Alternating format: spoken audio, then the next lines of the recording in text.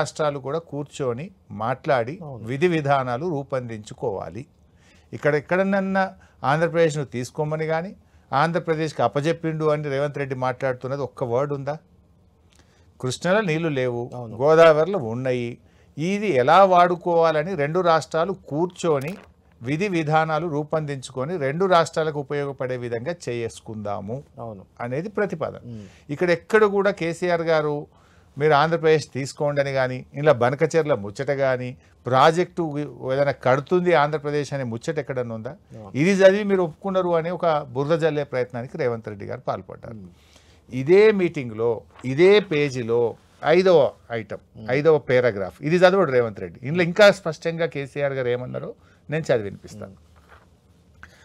Raised objection over the expert committee constituted by Government of India to address the issues of diversion of water from Godavari to Krishna River between the two states without prior consultation of Telangana and pointed out conflict of interest with respect to some members.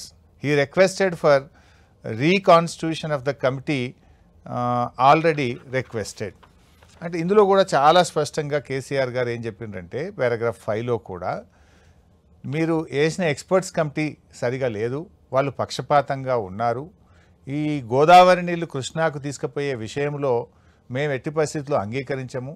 Telangana రాష్ట్రం ఒప్పుకోకుండా, తెలంగాణ అనుమతి లేకుండా ఒక్క చుక్క నీళ్లు కూడా ఆంధ్రప్రదేశ్ తీసుకపోతే దానికి తెలంగాణ అంగీకరించబోదు అని ఈ మీటింగ్లో స్పష్టంగా చెప్పారు. ఆ మినిట్స్ అన్ని కూడా డీటెయిల్గా ఉన్నాయి.